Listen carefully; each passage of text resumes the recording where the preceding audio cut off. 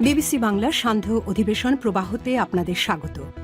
আজ আপনাদের সাথে লন্ডন স্টুডিও থেকে আছি মানসী বড়ুয়া। বাংলাদেশের সর্বশেষ গুরুত্বপূর্ণ আপডেট সংবাদে আপনাকে স্বাগত। শুরুতেই সংবাদ শিরোনাম, পরে বিস্তারিত। প্রথমেই জানাবো আমাদের হাতে থাকা সর্বশেষ গুরুত্বপূর্ণ সবথেকে তাজা আপডেট সংবাদ। জাজিরায় ককটেল বিস্ফোরণে যুবক নিহত। শরীয়তপুরের জাজিরায় ককটেল বিস্ফোরণে সোহান ব্যাপারী ৩২ নামের এক যুবক নিহত হয়েছে। পুলিশের ধারণা, ককটেল বানানোর সময় বিস্ফোরণের ঘটনায় মারা যান তিনি। আজ উপজেলার বিলাসপুর ইউনিয়নের মোলাই ব্যাপারীকান্দি এলাকায় এই ঘটনা ঘটে। নিহত সোহান ব্যাপারী পার্শ্ববর্তী সাতগড়িয়া কান্দি এলাকার দেলোয়ার ব্যাপারীর ছেলে। এরপর জানাবো, রাজধানীতে স্বেচ্ছাসেবক দল নেতাকে গুলি করে হত্যা, সিসিটিভি ফুটেজে যা দেখা গেল। ইনকিলাব মঞ্চের মুখপাত্র শহীদ শরীফ ওসমান হাদির গুলিবিদ্ধ হয়ে মৃত্যুর ঘটনার রেশ এখনও কাটেনি। সেই হত্যাকাণ্ডের বিচারের দাবিতে এখনও উত্তপ্ত ঢাকার রাজপথ। এরই মধ্যে এবার রাজধানীতে ঢাকা মহানগর উত্তরের স্বেচ্ছাসেবক দলের সাবেক সদস্য সচিব আজিজুর রহমান মোসাব্বিরকে গুলি করে হত্যা করেছে দুর্বৃত্তরা। গুলি করে দুর্বৃত্তরা পালিয়ে যাওয়ার সময় সিসিটিভি ফুটেজ গণমাধ্যমের হাতে এসেছে। এদিকে যোগসূতে ভিপিজিএস এজিএস সহ ২১টি পদের ১৬টিতে জয়লাভ করেছে শিবির সমর্থিত প্যানেল। জগন্নাথ বিশ্ববিদ্যালয় কেন্দ্রীয় শিক্ষার্থী সংসদ যোগসু নির্বাচনেও বাজিমাত করেছে ছাত্র শিবির সমর্থিত প্যানেল। নির্বাচনে ২১ পদের ১৬টিতেই জয়লাভ করেছে ইসলামী ছাত্র শিবির। আর ব্যাপকভাবে হেরে গিয়েছে বিএনপির সমর্থিত প্যানেল এবং ভিপি নূরের ছাত্র অধিকার পরিষদের প্যানেল। জানাবো, ৭ জেলায় সংগঠিত হচ্ছে আওয়ামী লীগ। বহুলকাঙ্ক্ষিত ত্রয়োদশ জাতীয় সংসদ নির্বাচনের আর মাত্র ৩৬ দিন বাকি। এবারের নির্বাচনকে ভণ্ডুল করতে দেশের বিভিন্ন জেলায় সংগঠিত হচ্ছে আওয়ামী লীগ। গোয়েন্দা প্রতিবেদন থেকে সব তথ্য জানা গেছে।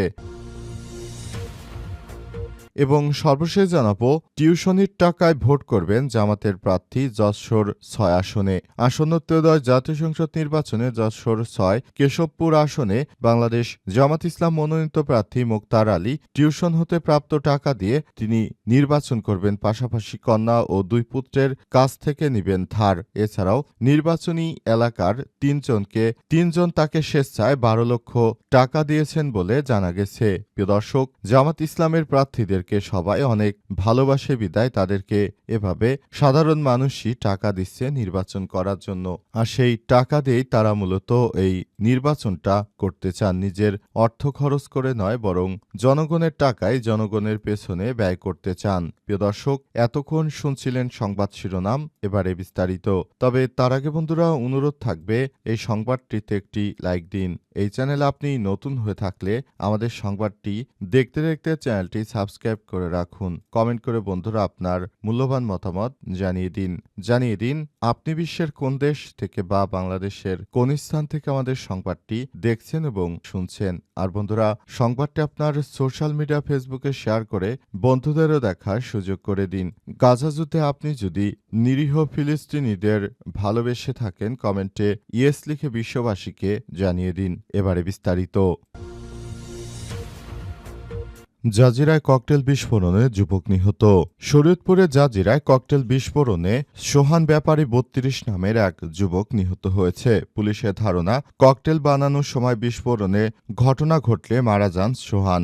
বৃহস্পতিবার ৮ জানুয়ারি উপজেলার বিলাসপুর ইউনিয়নের মোলাই ব্যাপারীকান্দি এলাকায় এই ঘটনা ঘটে। নিহত সোহান ব্যাপারী পার্শ্ববর্তী সাতগাড়িয়া কান্দি এলাকার দেলোয়ার ব্যাপারীর ছেলে। পুলিশ ও স্থানীয় সূত্র থেকে জানা গেছে, জাজিরা উপজেলার বিলাসপুর ইউনিয়নের চেয়ারম্যান কুদ্দুস ব্যাপারী এবং স্বেচ্ছাসেবক লীগ নেতা জলিল মাতবরের সমর্থকদের মধ্যে এলাকায় আধিপত্য বিস্তার নিয়ে দীর্ঘদিন ধরে বিরোধ চলে আসছে।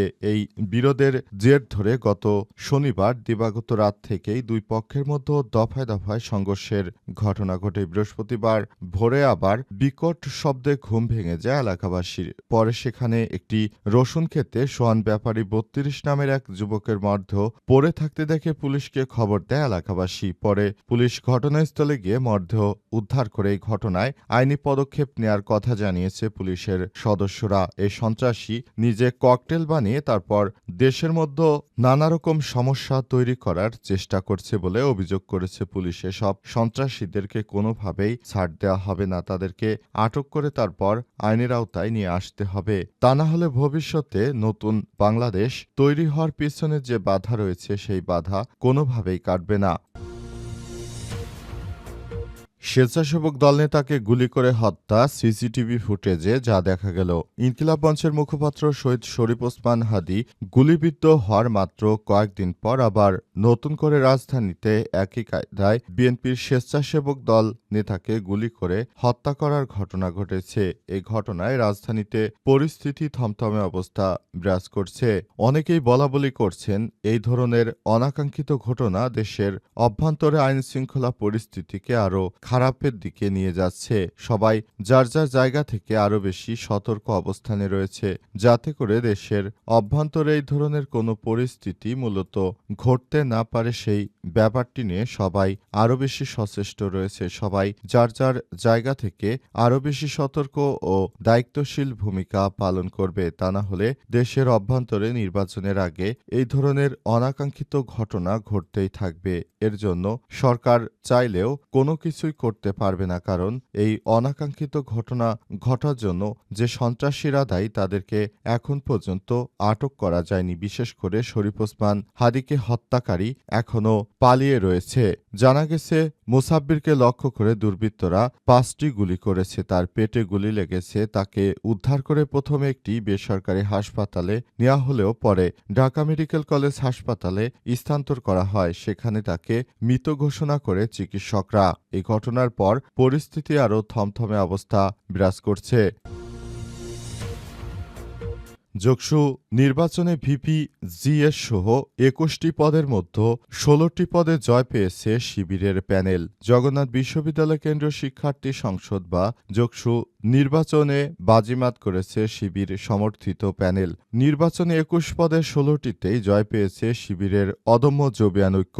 অন্যদিকে বিএনপির ছাত্রদল সমর্থিত প্যানেলের প্রার্থীরা সব মিলিয়ে মাত্র 5টি আসন জয়লাভ করেছে। আজ রাত 1:15 এই ফলাফল ঘোষণা করেছেন প্রধান নির্বাচন কমিশনার অধ্যাপক ড মোস্তফা হাসান। নির্বাচনে সহসভাপতি ভিপি পদে এই প্যানেলের প্রার্থী রিয়াজুল ইসলাম 5,558 ভোট পেয়ে নির্বাচিত হয়েছেন। তার নিকটতম প্রতিদ্বন্দ্বী ছাত্রদল ও ছাত্র অধিকার পরিষদ সমর্থিত প্রার্থী এম রাকিব পেয়েছে 4,688 ভোট, যার ফলে ভিপি পদে রিয়াজুল ইসলাম 870 ভোটের ব্যবধানে জয়লাভ করেছেন।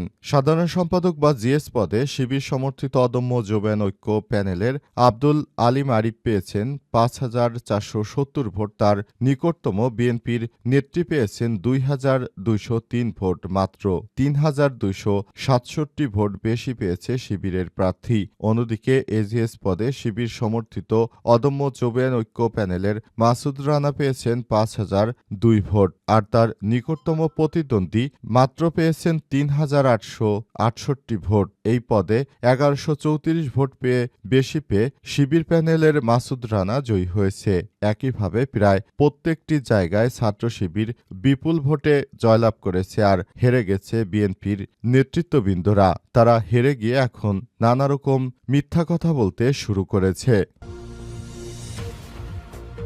7 জেলায় সংগঠিত হচ্ছে আওয়ামী লীগ। বহুল কাঙ্ক্ষিত ত্রয়োদশ জাতীয় সংসদ নির্বাচনের আর বাকি মাত্র 36 দিন। এবারের নির্বাচন অবাধ, সুষ্ঠু ও গ্রহণযোগ্য ব্যাপক ভোটার উপস্থিতি নিশ্চিত করতে চান প্রফেসর ড মোহাম্মদ ইউনূসের নেতৃত্বাধীন অন্তর্বর্তীকালীন সরকার। এ লক্ষ্যে সামনে অন্তত 4টি চ্যালেঞ্জ রয়েছে। এগুলো হচ্ছে: কিছু আসনে কার্যক্রম নিষিদ্ধ আওয়ামী লীগ ও তার সহযোগী সংগঠনদের নির্বাচন ভণ্ডুলের চেষ্টা, সামাজিক যোগাযোগ মাধ্যমে গুজব সৃষ্টি, নির্বাচনে অংশগ্রহণকারী দলগুলোর মধ্যে সহিংসতা এবং কিছু আসনে বড় দলগুলো বিদ্রোহী প্রার্থীদের মধ্যে সংঘাত সহিংসতার আশঙ্কা সরকারের একাধিক গোয়েন্দা সংস্থা, আইনশৃঙ্খলা বাহিনী ও মাঠ প্রশাসনের একাধিক প্রতিবেদন থেকে এমন তথ্য নিশ্চিত করা হয়েছে।